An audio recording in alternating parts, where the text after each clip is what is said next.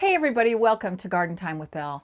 Well, what if some of the things that we have been taught about growing zinnias might not be right for every garden? Today I'm going to put that to the test. Today I'm going to be conducting an experiment. I am going to be planting out some gorgeous zinnias in my garden, some that I started from seed here in my greenhouse about 6 weeks ago. And alongside the exact same varieties, I'm going to direct sow seed and see which one produces the healthiest plants and the most blooms this season. My plan is to plant the same varieties in the same soil, in the same garden, with the same exact conditions. So let's get this experiment started. All right, time to reveal the varieties of zinnia that are going to go in my garden this year. And first and foremost, Floret flowers, my all-time favorite. Oh my goodness, has Aaron with Floret Flower Farm done some beautiful things for the world and for cut flower growers. This is called the Unicorn Mix. I hope you can see that. Let me share with you what the packet says in terms of description for the colors. It comes in a range of colors including raspberry, tangerine, magenta, lemon, apricot, dusty lilac, and blush, all with striking lavender centers. They have a multicolored ombre effect, and many of the blooms possess a rainbow-like quality. One of my goals this year, if you've watched my videos, you know that I am wanting to grow flowers with really saturated color, a big wow flower power, and I think this mix is going to be perfect. Last year, if you, I'll maybe put a link in the description below. Last year, I grew some Floret zinnias, the Alpenglow series, and they were outstanding. Soft, iridescent, multicolored, but more on the pastel side. The other thing that worked out great with these flowers last year, not only did they produce a ton of flowers, but I let them really dry out and I saved a bunch of their seeds and I packaged those up and gave them as gifts. And I also kept some, of course, for myself. But not this year. I'm going for big, bold color. So that's one of the varieties. And then these two packets of seeds I have had for a couple of years. So I'm hoping, the ones I grew in the seed cell trays germinated just fine. So I'm expecting these that I direct sow to germinate great. Queen Lime Red, super popular.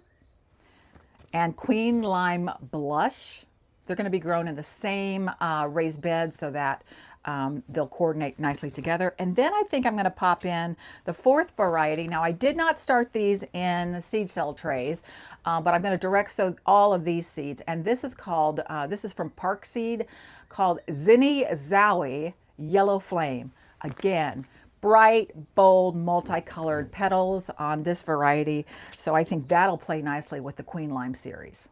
Just a few things I want to share about growing zinnias. Number one, if you have never grown anything from seed before, zinnias are your best first bet. They are the easiest seeds to germinate. It only takes about 3 to 5 days for germination.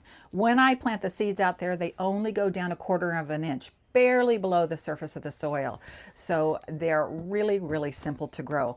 I know lots of you out there love zinnias like I do, and I have seen some wonderful displays of zinnias where people will just take a packet of seeds, they'll scratch up the soil, the top surface of the soil, kind of rough it up a little bit, and they'll just broadcast the seed. They'll just throw it out there. What are they calling that now? Chaos gardening, something like that. I don't know. So we're going to head out into the raised bed garden here in just a second. And so I think I'll wait. Once we get out there, I'll tell you more about the average, the specs on how tall they get and the spacing recommendations. But I don't think there's much to do but gather up some of these zinnias that I started from seed in the greenhouse. And of course, I've got my seed packets. That's all we need. I'm going to have a trowel, I think, and some garden gloves. But really, this could not be an easier garden project. All right, so this is the 4 by 8 foot bed that I am going to grow my Floret variety of zinnias and Floret celosia in, that the Unicorn Mix and the Spun Sugar. I think what I'm going to do is I'm going to plant my starts that I started from seed, the little seedlings. I'm going to put them on this end because they'll get probably tallest first. Then I'm going to direct sow some of that same seed right here in the middle, and then I'm going to reserve this end for the celosia. Now I'm not starting celosia from direct sow. I've got plenty of healthy plants right there. I'll have more than I need. So what I did to speed up time and save some time, I came in here with my little hand rake. And all I did was go up and down below the drip tubes. I've got drip irrigation in this bed. I've got 4 lines, as you can see. And the 1/4 inch tubing that we use in our raised bed garden have emitters every 6 inches. Now, I think it's recommended generally to space your zinnias 9 to 12 inches apart, and that's what they have on the Floret seed packet. So I'm going to shoot for probably 9 inches apart because I want to fit in as many cut flowers as I can. So all I'm going to do to start is I've got my Biotone root starter fertilizer, a very nice organic mild fertilizer that is going to hopefully get them off to a good start. But if you follow my videos, you know that flower power needs food, and so I will be feeding these flowers throughout the season. I'll talk more about fertilizer when it's the first time to fertilize, but I'm going to get them started with Biotone, and then I'll probably wait, especially the seedlings, I'll probably wait at least a couple of weeks before I start fertilizing them. And the seeds that I put in, I'm going to let them get some size on them before I fertilize them. They need to get a... Okay, so I am going to start with my unicorn mix, my zinnias, the floret, and I'm going to start on this end of the bed because they're going to get probably tallest fastest. And again, this is the north end of the bed and that's the south. And I think I mentioned this to you all a few times. You want to consider how your beds are oriented, and you don't want the tallest things on the south and the shortest things on the north side of your bed, because if they're really tall on the south, it will end up shading. And zinnias love sun. The more sun, the better for their growing. I have to look at the packet here real quick. Let me tell you how tall these are supposed to get. Height 40 to 52 inches. Pretty tall, so that makes sense. Celosia does not get that tall, so that'll be closest to the camera. So it'll go down like this, and hopefully they'll all get the proper amount of sun. So yeah, I've already put the Biotone down the row, so all I'm gonna do is pop these seedlings in. And again, I'm going to shoot for about 9 inches between the plants. And it's pretty easy to calculate a distance when you have drip emitters every 6 inches. So I'm going to kind of use that as my guide. Here's a drip, here's a drip. That's 6 inches. So I'm going to start my first one here, and then I'm going to go and on and on and on. So anyhow, yeah, so I'm gonna get these in the ground. Now they're in these little seed trays here, and this particular type of seed tray I've used for years and it works just fine for me. But you can get these little tongs and you push the tongs down. They're made specifically for this type, and look, it pulls out the seedling just perfectly, and some really beautiful healthy roots. So yeah, that's all there is to it. So I better get my holes dug first, I think, every 9 inches, and get these seedlings in the ground.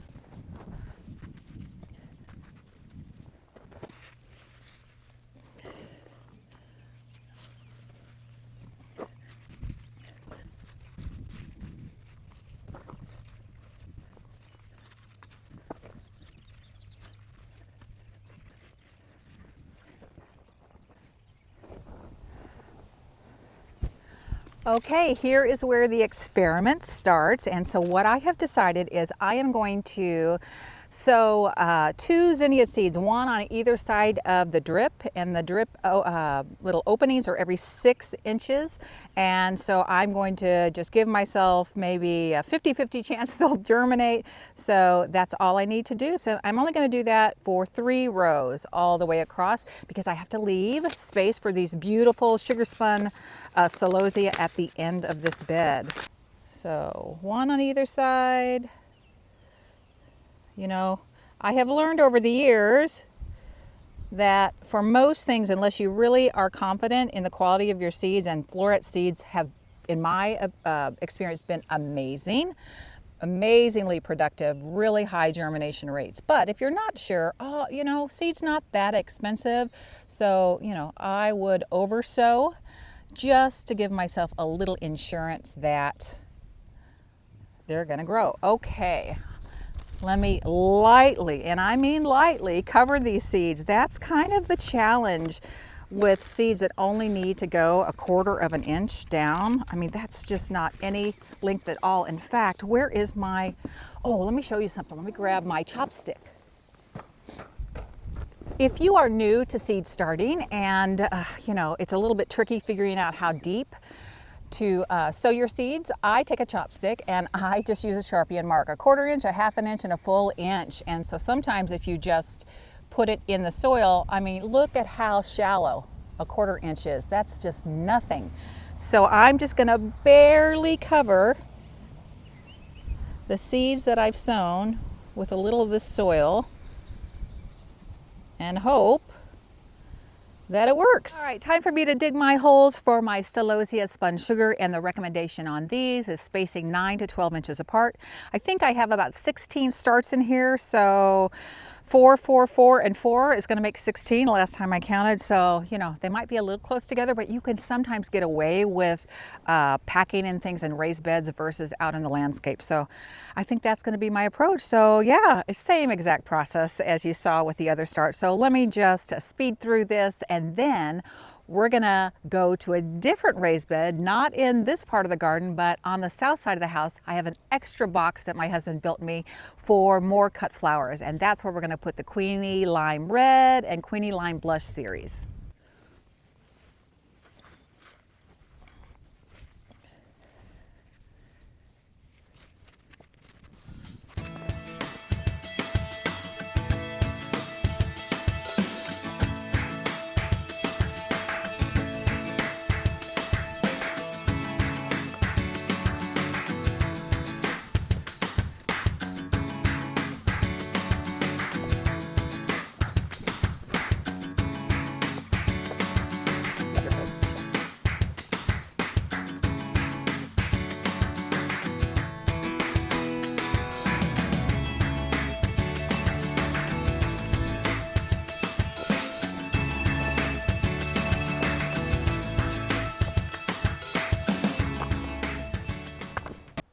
So, Zinnia Experiment has begun. I've got my Unicorn Mix Zinnia starts. Then next to them, I have planted out some seeds. We'll see how they do.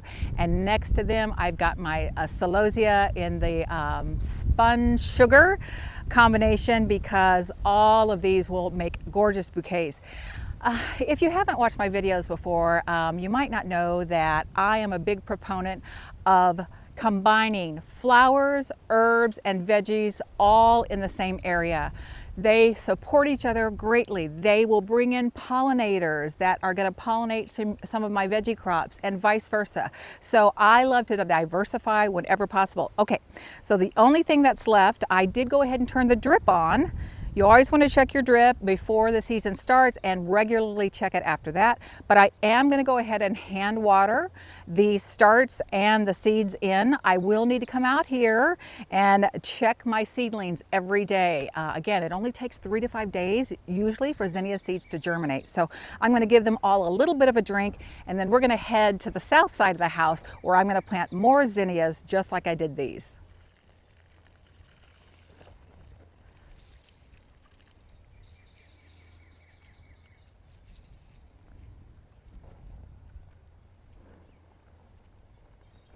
So I've made it here to the south side of the house, right in front of this extra raised bed my husband made me several years ago because I love to grow lots of cut flowers, and this is sort of an overflow. We don't hang out here a lot. I mean, it does look pretty from some of our neighbors way off in the distance when they drive up the road and they can see all of this color here, but really it's more about me using it so that I can grow more cut flowers.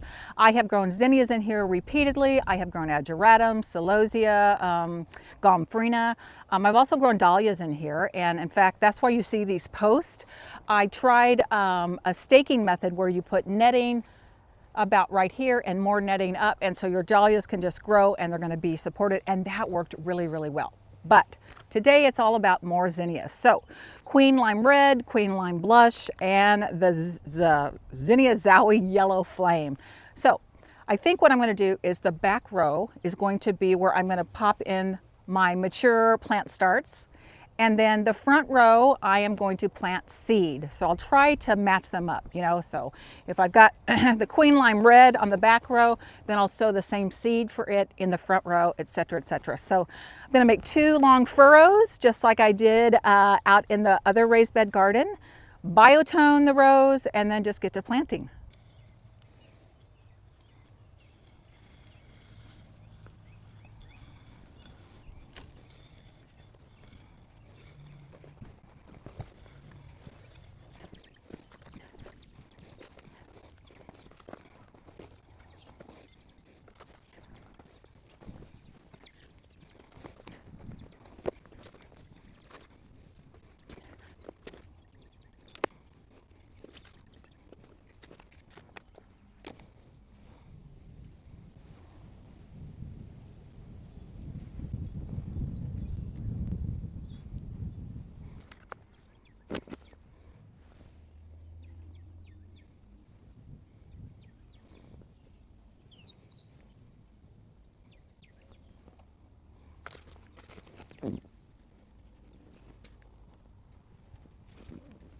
Well, the second part of the experiment is underway, the Zinnia Experiment 2026.